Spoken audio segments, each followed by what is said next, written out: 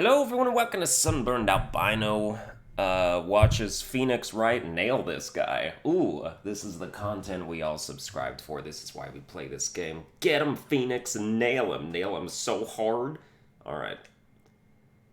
We're on episode 91, by the way. Still in the middle of doing some testimony with, what's his name? The Tiger. I ain't no liar. I never met Glen Elk. There was some lame guy with that name, though. Wanted to borrow cash from me. I set up a meeting with the guy at my office, Tendolenda. I waited around for him, but he ain't never showed. I ain't never even been to that Trabian joint, you see it? I see. That all seems perfectly logical. You had arranged to meet with the victim, but he didn't show up. I've heard it's pretty hard to keep appointments when you're dead. Very well. You may begin your cross-examination, Mr. Wright. Yes, Your Honor. Didn't I tell you I got a big deal going down today? I ain't gonna make my bus now. I'm gonna have to take the express train. That bill's going straight to you, right? Gah.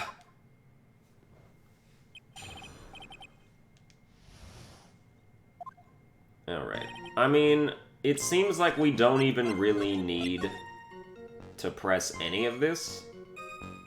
If we just head right over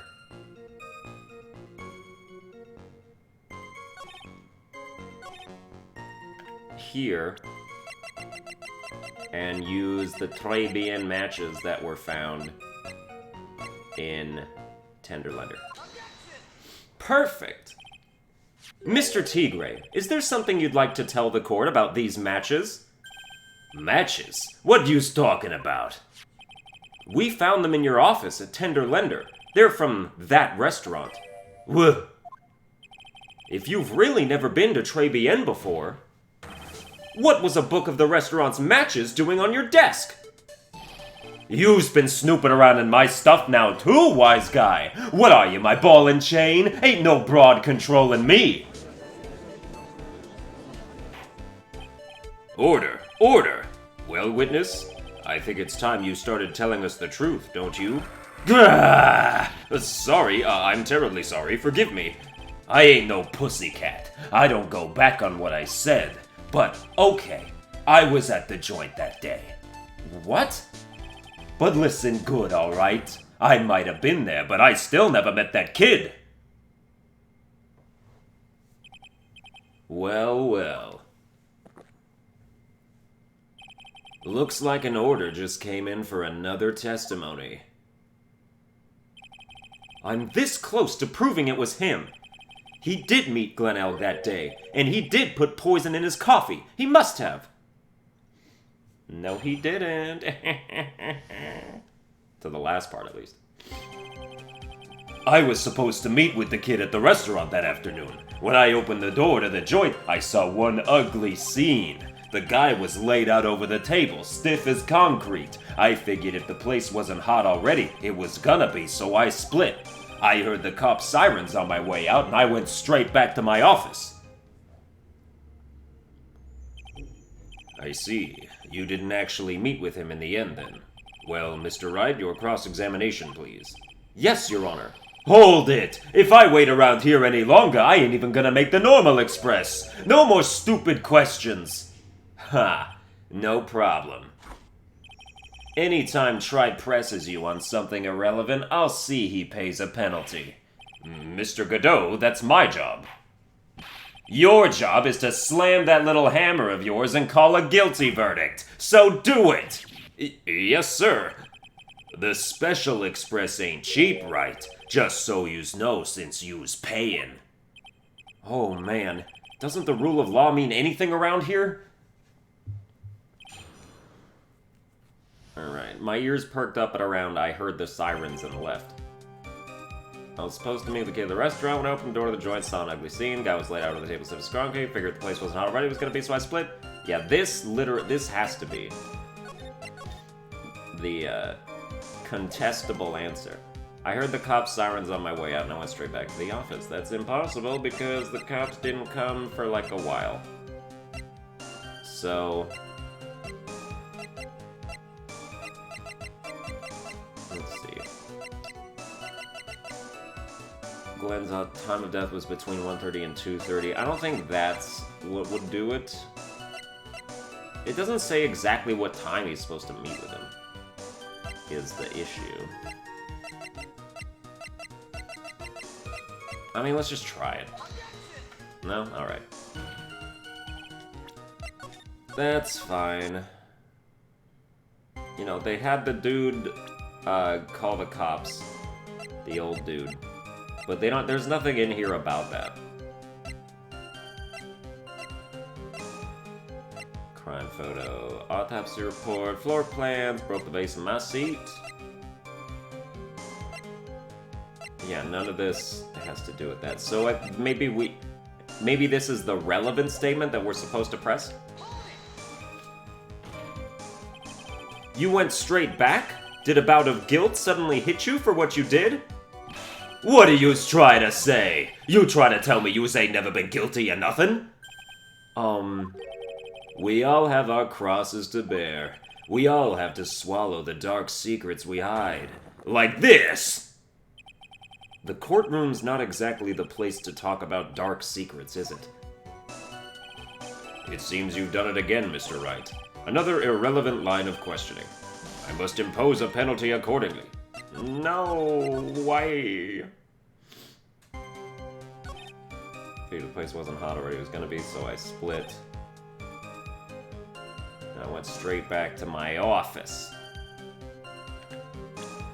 Can we prove that he didn't go straight back to his office? We sorta can't. What if... Can we use the CD now? Because we found that in your office as well. No?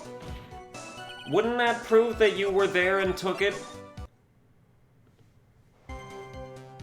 Whatever.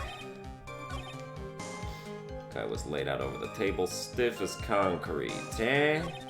When I opened the door, I saw one ugly scene. I was supposed to meet with the kid at the restaurant the afternoon. Dude, I'm pressing this because what time was it? You have to tell me what time. So the meeting wasn't due to take place at Tenderlender at all, then? The kid was making a fuss about coming into the office. It's always that way when I want to talk about repayments.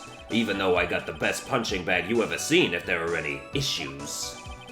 Maybe it's because of the punching bag that people are scared to come? So that's why you decided to meet at Très Bien? Ha! You're going over old ground again, Trite. Sorry. You just earned yourself a penalty. Now suck it down. You will suck down the penalty, Mr. Wright, and you will like it. Thank you, sir. May I have another?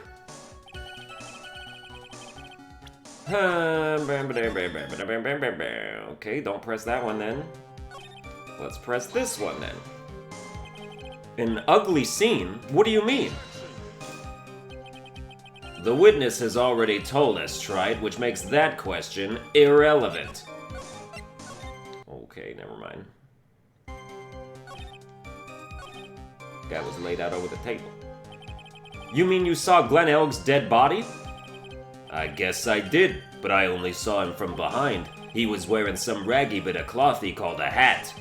And what time was this? Finally? The question I've been trying to ask right now? I don't know. Huh? You know what winds me up more than anything else in the world? Watches! Round watches! I ain't gonna pollute my paws with some ticket henpecker. Out of interest, Mr. Tigre, what winds you up the second most? Huh? What do you think? Square watches. Is this guy for real? Look, all I needed to know was that something bad was going down in that place. I figured if the place wasn't hot already, it was gonna be... Ooh, okay, so we pressed that statement and it was a right one to press. Let's do this one now. So you didn't actually set foot inside the restaurant then? The tiger is a busy cat. I don't hang around for no one. I ain't got time to be caught up in no murder investigation. So, when exactly did you pick up the matches? There are matches just inside the front door. Our detective friend wound up in trouble with the chef after taking 5 books home. Poor Gumshoe.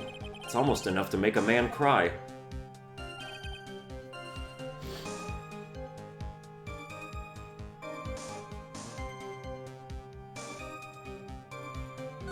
But...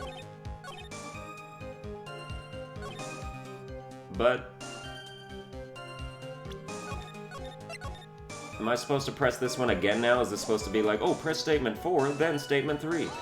Because statement 4 makes something statement 3 was weird or something. I don't know. He was wearing a hat. Watches. Yeah. Something was going down. Okay, so that didn't do anything. I went straight back to my office. This was irrelevant, so we pressed it.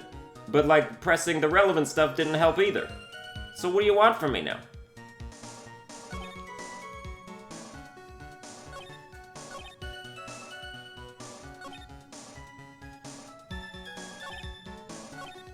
I don't understand. This availed me nothing. Absolutely nothing.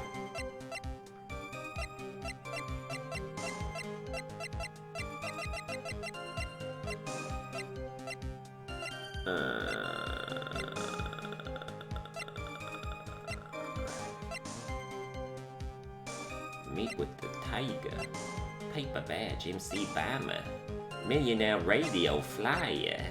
Viola's medical papers. Tribune matches. Look up sirens and I went straight back to my office. So, then what?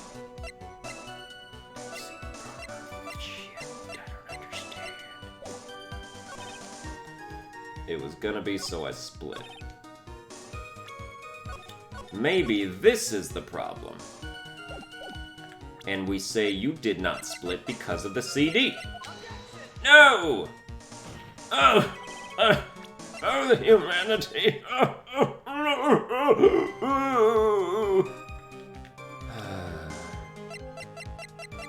was gonna be.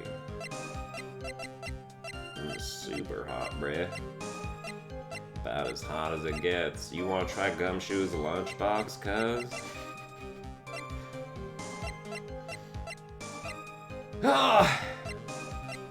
Dude, there's nothing here.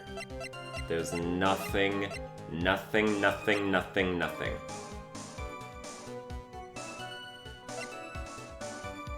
There's nothing.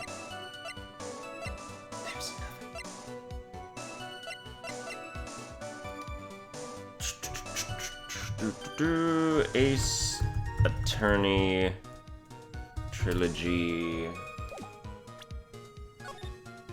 Episode 3 Part 4 to Trial.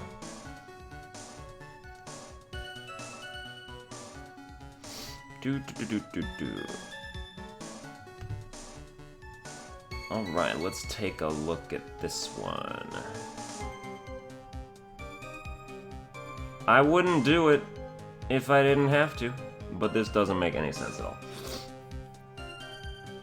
Now, if it would stop lagging... Goodness. The victim. I never met. There was someone... Okay, we already did that one. And then, I was supposed to meet with the kid. If you press on relevant statements. If you do insist on pressing statements, stick to statements 3 and 4, since you won't be penalized from that. Did that already. Present the floor plans. Oh, because he says he saw the back of Glen Elk's head.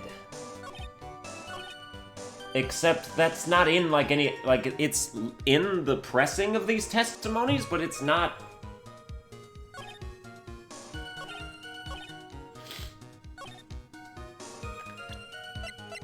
Yeah, alright. Oh yeah, you wouldn't be able to see them because of the floor plans now, would ya? Now, would ya? Oh. Alright, quit out of that. You're something of a loan-collecting pro, aren't you, Mr. Tigre?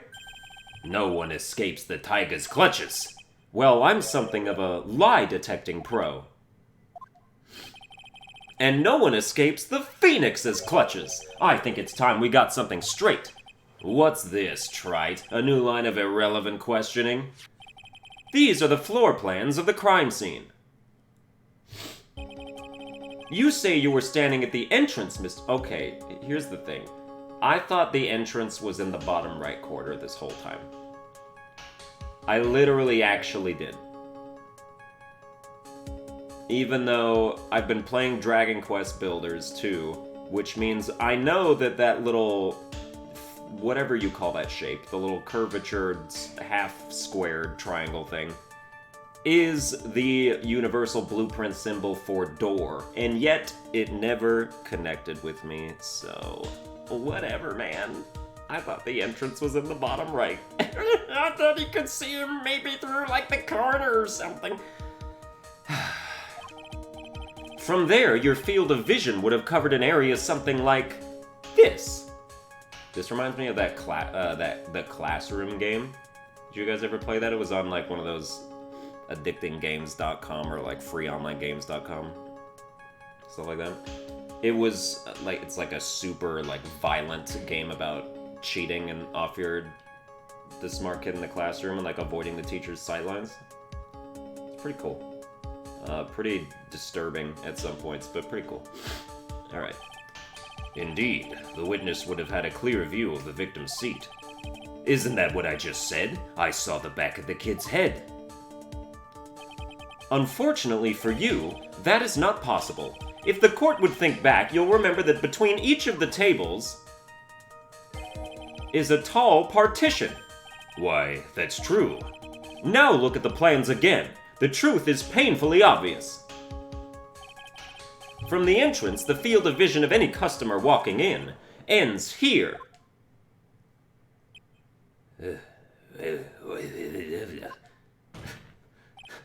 So, from the entrance of Très Bien, you couldn't have seen the victim's seat. But you did see the victim that day because you met with him. Wrong! Have you forgotten the old man's testimony yesterday? The victim was alone at his table. But the defense just proved that point to be moot. Moot! The victim witnessed by Mr. Kudo was not Glenelg, but a fake. What? In order to have Mr. Kudo falsely testify, the real killer posed as the victim he had just killed and acted out a charade. It's fun to pronounce it charade. That will do. This trial has gone on long enough without the obvious question being answered. Who exactly was this real killer who impersonated the victim? Oh, you say the killer murdered Glenelg, and then impersonated his victim in a performance for Victor Kudo. In that case, Mr. Wright, reveal the identity of this criminal to the court. It's Furio Tigre. Obviously, the killer is Furio Tigre. No one else could have done it. What? Well, witness? Now that's cute. You think you can pin this on the tiger? Maybe you don't understand. The tiger is king of the jungle. So I dare you to say it again. Come on, you got the guts? You can't threaten me, Mr. Tigre. It's the defense. Go ahead and tell the witness, Mr. Wright. Mr. Wright! Sounds to me like it must be you, old man. You's got guts, I'll give you that. Mr. Wright, do not leave me to handle this alone. Ha! Perhaps I can end this embarrassment. Mr. Godot. Let's just go back over Mr. Kudo's testimony one more time. The old man didn't see just the victim. Oh, no, no, no. The serving girl brought him a Java Kino, but she put something in it. There's no question about it. She very conspicuously put some white powder in there. Was the victim he saw the real victim or not? That doesn't matter. The fact remains he saw the accused put the poison into the coffee. Yes, it was the waitress who poisoned the coffee. Very impressive, Mr. Godot. Waiting for my absence to launch your attack. Ha! Found your pen at last, Trite? It was in my pocket. But anyway, Mr. Kudo witnessed two people that day. He saw the victim, the supposed Mr. Glenelg, and the waitress from behind. Yes, your point, Mr. Wright? I think the conclusion is obvious. If this Glen Elg was really the killer in disguise, then surely it's possible the waitress was also part of the show. What? You mean the waitress was an impostor as well? The defendant, Miss Bird, fell unconscious immediately after the incident. And someone used her fainting to hatch an elaborate plan to pin the murder on her. Who on earth was it? Who was this waitress that Mr. Kudo witnessed? It's a certain Viola Cadaverini. Who is this woman? Her name is Viola Cadaverini. She's an employee of Tender Lender. You's making a big mistake. Do you know who Violetta's grandfather is? You better be going home in an armored truck tonight if you know what I mean. Stop shaking, Nick. Where was I? Yes, the defendant, Miss Bird, has stated the following. Well, when I took the coffee over to the victim's table, it's true there was another customer in the restaurant. She was sort of creepy, and she had a kind of cackling laugh. A kind of. There are just too many contradictions in this case. The second man at the victim's table, who nobody but Miss Bird seems to have seen. The earpiece worn by the victim in his left ear when that eardrum was ruptured. And the radio show he was supposedly listening to half an hour after it was over. There is only one logical explanation that clears up all of these contradictions. The whole incident took place twice, once for real and once for show. And Mr. Furio Tigre, the only person who could have committed the crime, is you. Witness, what have you got to say? That's cute. Sorry? You's alright. I could do with a guy like you around. What do you mean? Okay, I'm in on this game. I'm gonna have to charter a jet to get me to my meeting now, but I'm gonna give yous one more thing to think about before I go. Something to think about? Yous got it all wrapped up nice, alright? But yous missed out on one real important thing. But that can't be. I was in the joint that day, And I met that kid too. but I couldn't have poisoned him. Yous hear? What? Do you really expect us to believe you now, Mr. Tigre? Ha! What a troublemaker. Troublemaker? Looks like we're going to need another one for the road. One more steaming cup of hot testimony. Indeed. Witness, you will explain yourself to the court.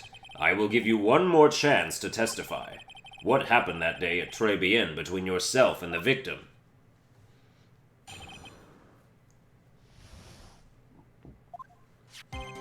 Yeah, I loaned El cash, about $100,000. That day, we was due to have a little chat. The kid had hit his payback date, see? So anyway, he tells me he's got no way to pay up. I'm about to flatten the guy when he starts screaming. Yes, I won! $500,000! He got lucky, you know? Real lucky. If that waitress hadn't done what she done, everything would have been over. Now, I see that the principal amount you loaned to Mr. Elg was $50,000. Yeah, well, you's got the VIG to take into account. The VIG? Interest builds up fast, you know. That's faster than fast. $100,000 is twice his principal. And the repayment deadline was December 3rd, the day of the incident in question. Yeah, he was one lucky kid. He got that $500,000 just in time. So I ain't have no reason to kill the kid. And if I ain't got no motive, you ain't got no case. His motive? He has to have one, but what is it? Oh, I know what it is. I know what your motive is. Please, talk about it again. Then he starts screaming, yep. Everything would have been over. Oh, but you're not actually talking about your motive here.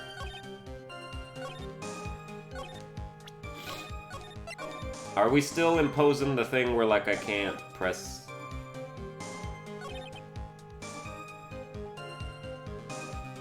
About 100,000. It says you just said you loaned him 50.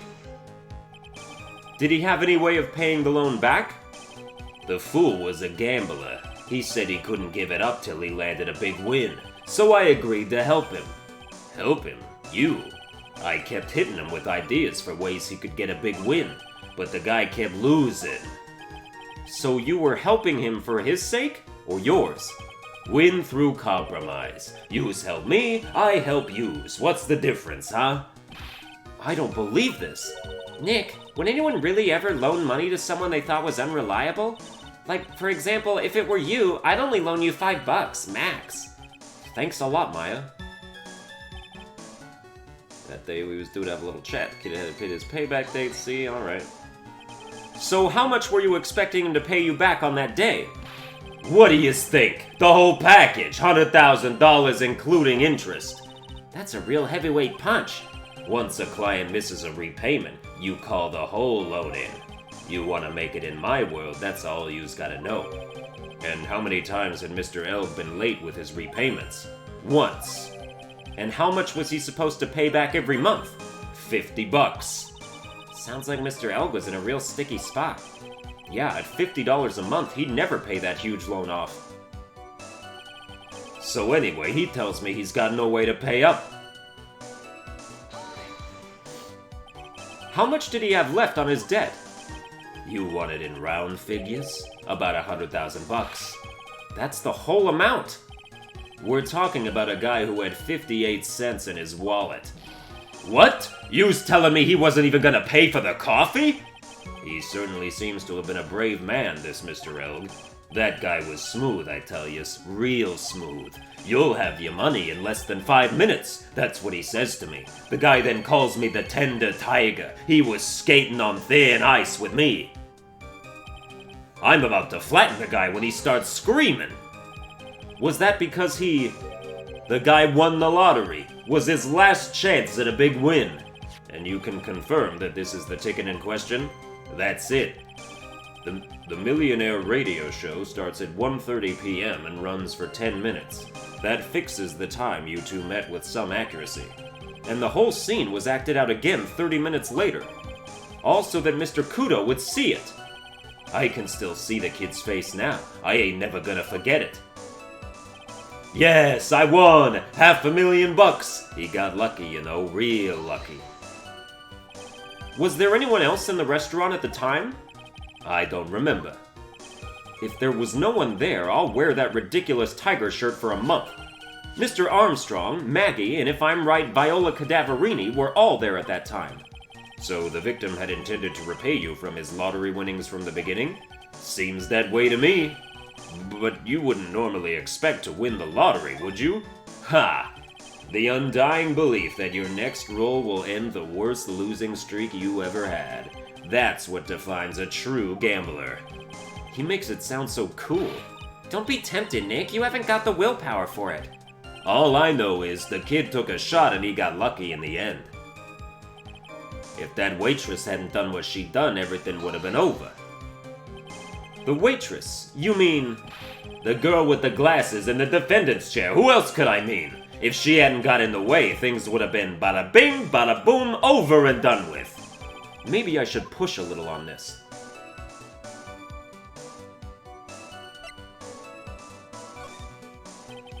What do you mean things would have been over and done with?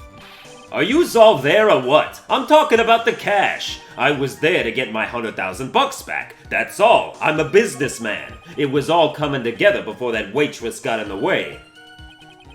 As far as I can tell from the witness's testimony, other than recouping his loan, Mr. Tigre had no motive for killing the victim.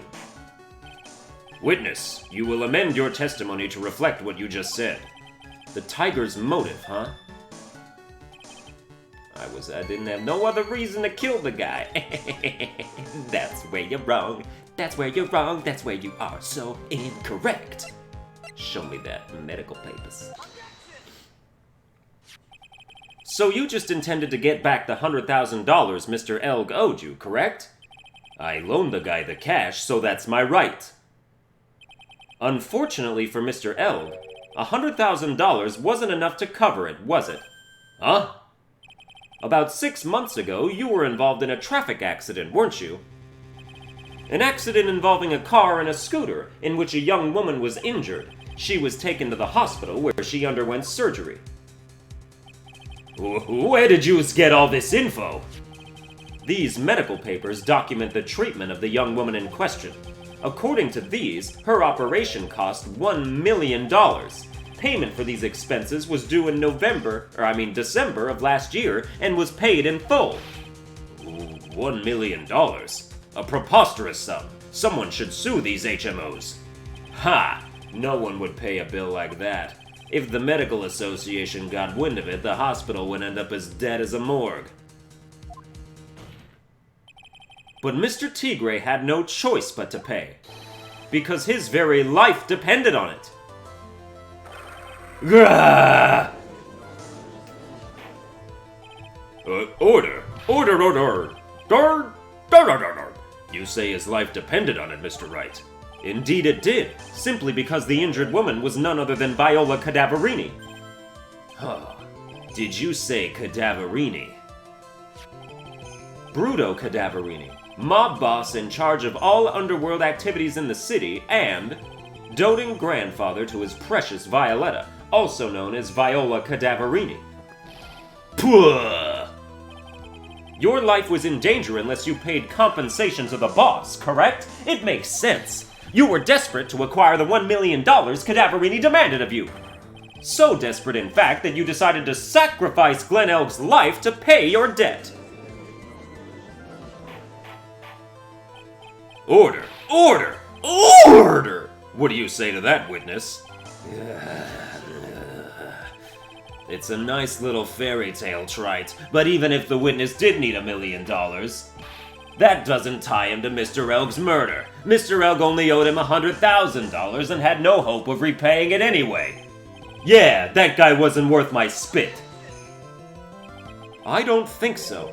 In fact, the opposite is true. The opposite. Lending money with no hope of ever seeing repayment would normally be bad for business, but in this case, the very fact that Glen Elg had no way to repay the money is crucial. What? Do you know where you're going with this, Nick? You've got to think outside the box, Maya. Outside the box? It's very straightforward. Mr. Tigre wasn't after the $100,000 at all. It seems you have a logical conclusion for this theory, Mr. Wright. Whoops. Would you care to share it with us? What exactly was Mr. Tigre after? He was after this. What is the meaning of this, Mr. Wright? It's evidence that Trite has no idea what he's doing. What? What do you mean? You're way off track, Trite. That evidence is irrelevant. No, it isn't. He was after the lottery ticket. He wanted the $500,000. He has to pay back his loan. What are you talking about? Mr. Trite after. He was after this?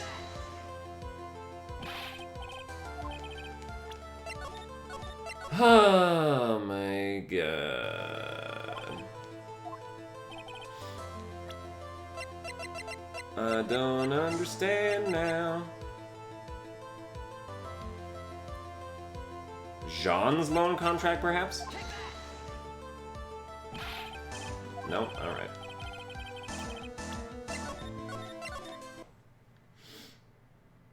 I mean, this is such a vague question. What was Mr. Tigre after?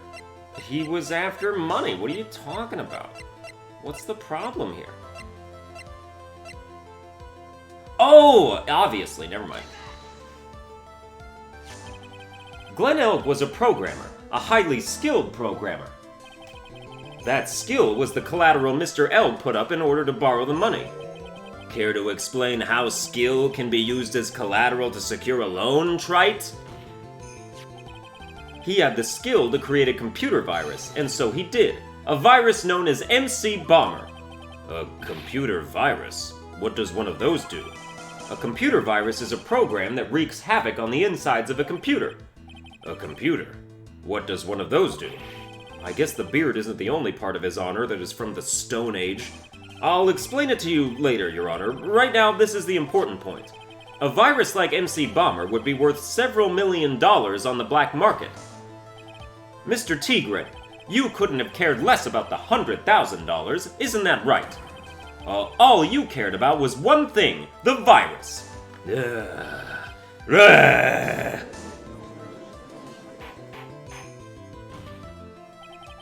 On the day of the murder, Mr. Tigre's sole intention was to get his hands on this CD. Glen Elg had no way of paying back the $100,000 and Mr. Tigre knew it. But then a miracle happened.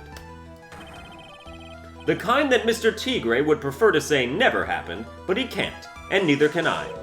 The lottery win? Exactly.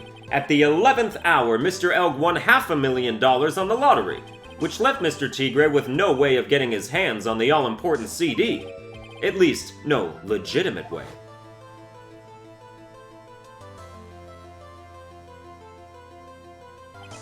So he resorted to illegitimate means. That's crazy. He murdered Glen Elg and then made his next move. To frame Maggie Bird for the crime. So he brought poison with him anyway? For what reason? You know what I mean? He wouldn't have... I don't know.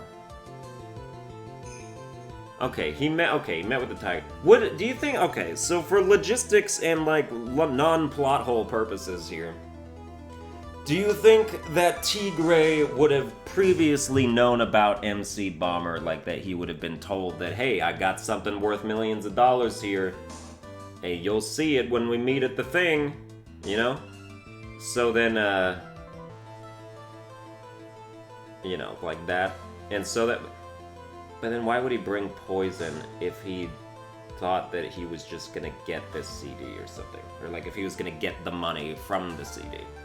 It's like, why bring poison at all, you know? It's just a last resort? Why would you have the chick... I mean, the chick being disguised as the waitress. I don't know, dude. I don't know, man. Mr. Tigre posed as Glen Elg, while Viola Cadaverini played the role of Miss Bird. And then they reenacted the whole thing in order to establish a witness. The witness being the one we all heard testify yesterday, Mr. Victor Kudo.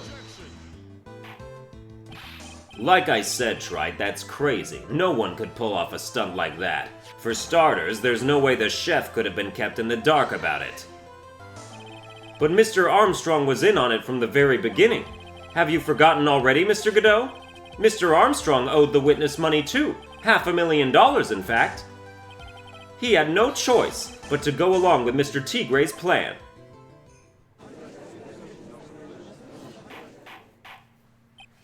Order! Order! Silence or I will You's put on a good show, Spikey. If yous want to stay alive in the loan shark business, you gotta be careful. You saying I dressed up like that kid, created a witness, and framed someone. If I did something crazy like that, I'd leave a trail as bright as my shirt. I ain't dumb enough to do something sloppy like that. I agree. You do? Despite your appearance, you are very careful. That's why you took one more precaution. One more trick to make sure Miss Bird had no way out. What? Another one, Mr. Wright. Interesting. Why don't you fill us all in, Trite?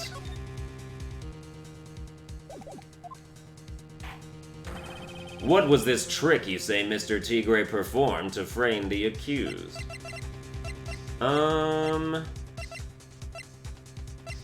Let's see here.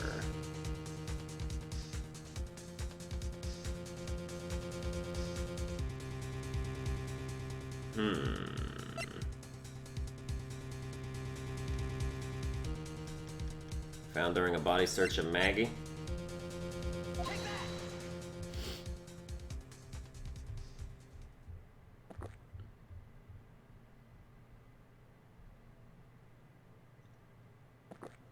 Oh my god. And what's the relevance of that, Trite? It's just a little intro. Yeah, okay. That's annoying.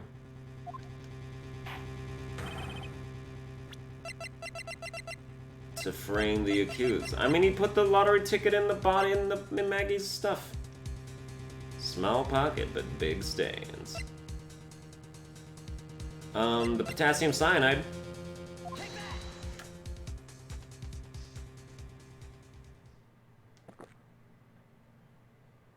Oh my god, they did this on purpose. Just to make it extra annoying when you screw up.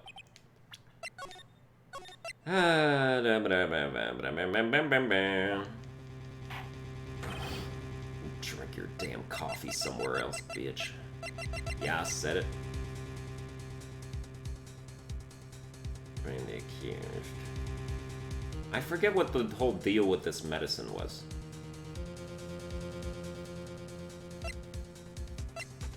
Paper. Oh, that's right. He dressed up as me. That's what he did.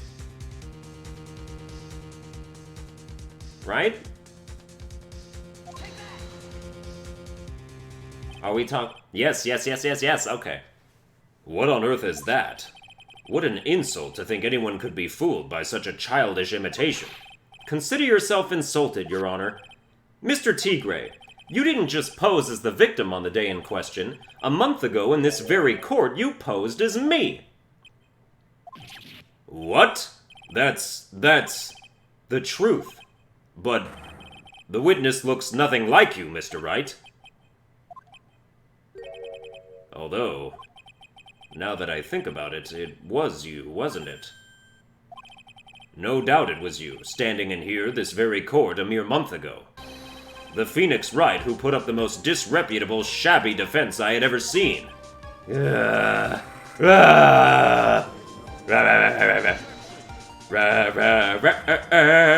Can you prove that, Gramps? Prove the attorney who represented the accused here a month ago was this man. Are you prepared to take the stand and testify that it was him? Go. Hey, forget about it, yeah? Huh?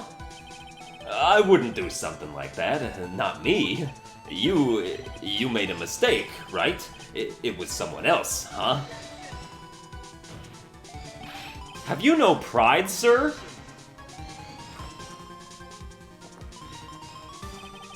This isn't a matter of pride. In case you didn't know, Trite, here in court we deal with people's lives. Mr. Godot is right. Your Honor? Speaking for myself, I am absolutely convinced. The attorney in question was the witness standing before me now. However, I preside over this court as the judge, with the vested power to hand down a verdict. Someone in my position cannot be swayed by a memory without evidence to support it. No! If the defense has no further evidence, the court will now excuse the witness. The circumstances surrounding Mr. Tigre are dubious for sure, but not conclusive. But we've come so far! You say he impersonated Glenelg. You say he impersonated you. But none of that adds up to a murder charge. You don't have a shred of evidence that the witness poisoned the victim's coffee.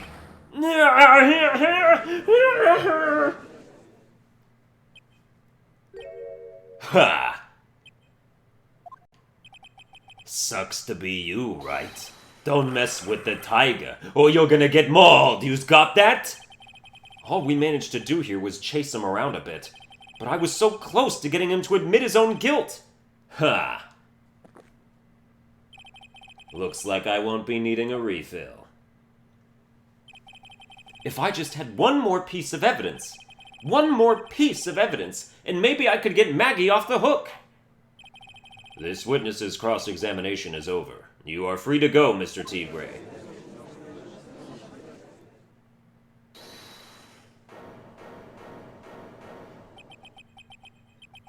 Your Honor, sir. Oh. Wait! Detective. Detective Gumshoe. Sorry I took so long, pal. I staked everything on this. My badge, the works. So here it is. My heart's counting on this too. Ooh, what is it, Detective? Isn't it obvious, pal? It's the final decisive piece of evidence. What?